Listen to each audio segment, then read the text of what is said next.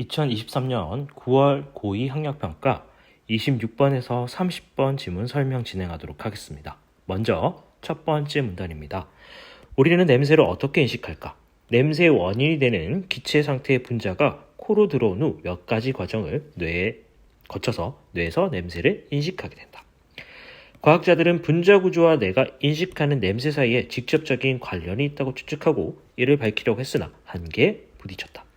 단일 분자 물질이 농도에 따라 전혀 다른 냄새로 인식되는 경우를 설명할 수 없었기 때문이다.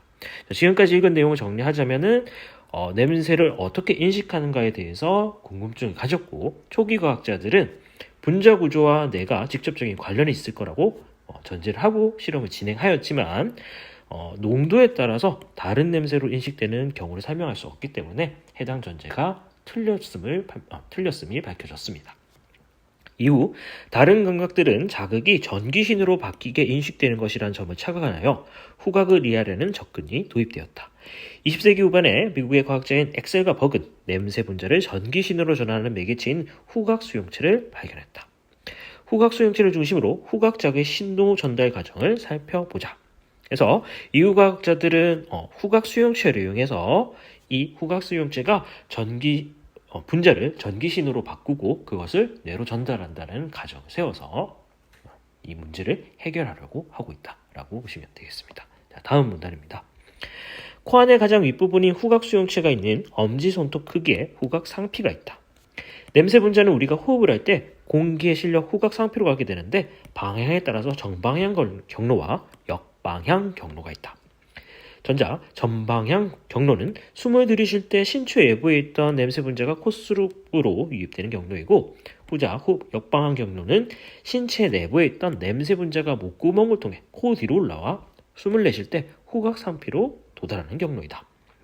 후자를 통해 이동한 냄새 분자는 미각으로 느낀 맛을 더 풍부하게 할 수 있다.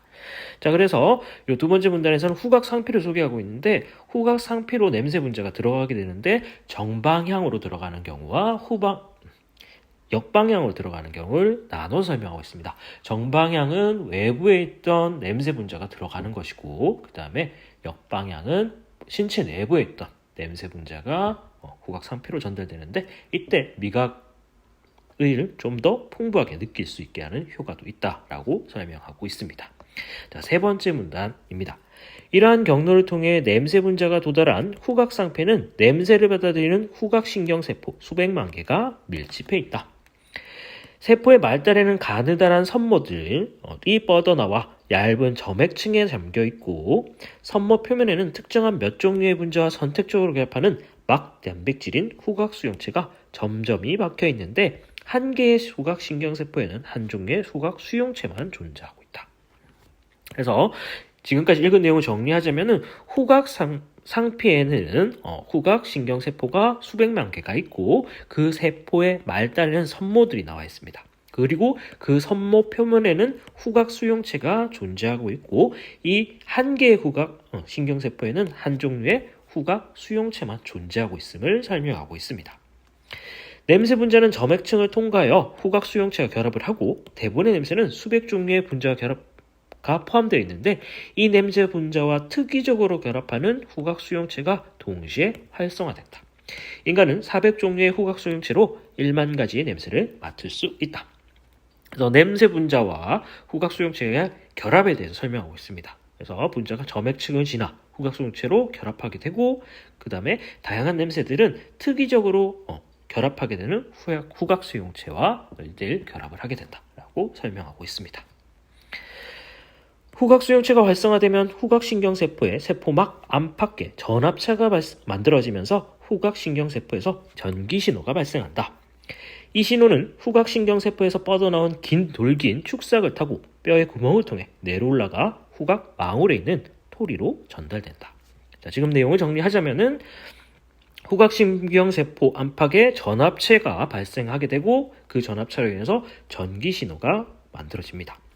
자, 이 전기신호는 축삭돌기를 따라서 뇌로 올라가게 되고 그 뇌에 존재하는 후각망울에 있는 토리에 그 전기신호가 전달된다라고 정리하시면 되겠습니다. 하나의 토리에는 동일한 종류의 후각생 수용체가 활성화돼서 만들어진 모든 전기 신호가 모인다. 이때 수천 개의 토리 중 신호를 전달받은 토리들이 패턴을 만드는데 신호의 세기도 패턴에 반영된다. 냄새마다 고유한 일종의 패턴 지도가 있어 다른 냄새와 구별할 수 있는 특징이 된다. 단일 분자로 이루어진 물질이라 하더라도 농도에 따라서 다른 패턴이 만들어진다면 우리는 이는 전혀 다른 냄새로 인식하게 된다. 자, 그래서 뒷부분의 내용은 토리에서 하는 역할에 대해서 설명하고 있는데, 토리에서는 전기 신호를 받아가지고 패턴을 만들게 되는데, 이런 패턴들은 냄새마다 고유한 패턴을 가지고 있기 때문에 다른 냄새와 구별할 수 있습니다. 그리고 농도의 차이에 의해서 패턴도 달라진다라고 설명하고 있습니다. 후각망울 토리에는 만들어진 패턴은 신경세포의 승모세포를 통해서 전기신호가 강화되어 대뇌로 전달되고 대뇌에서 다양한 정보가 합쳐져서 최종적으로 냄새를 인식하게 된다. 그래서 패턴은 승모세포로 전달돼서 신호가 강화되고 이 신호는 대뇌로 전달되게 됩니다. 그리고 이 대뇌에서 다양한 정보들을 종합하여서 최종적으로 냄새를 인식하게 된다라고 소개하고 있습니다. 승모세포가 연결된 대뇌 후각 겉질에는 과거와 맡았던 냄새 정보가 저장되어 있어서 새로운 냄새 정보를 기존의 것과 비교하고 냄새 정보를 편도체 해마, 눈확, 이마, 겉질 등 대뇌의 다른 영역으로 보내게 된다. 이 냄새 정보는 정서 반응에 관여하는 편도체 및 기억을 담당하는 해마로 즉시 전달되고, 이 때문에 어떤 냄새를 맡으면 무의식 중에 즐겁거나 불쾌한 감정을 느낄 수도 있고 순식간에 과거의 기억이 떠오를 수 있다. 그리고 눈확, 이마, 겉질에는 개인의 경험, 기대, 상황 등의 정보를 종합하여 최종적으로 어떤 냄새인지 판단하여 냄새를 인식하게 된다. 자, 그래서 마지막 내용을 다시 한번 정리하자면은, 대뇌에 전달된 정보들은 세 군데로 나눠서 전달되게 되는데, 첫 번째가 편도체, 해마, 그리고 마지막 세 번째가 눈확, 이마, 겉질입니다. 자, 편도체의 경우에는 정서와 관련된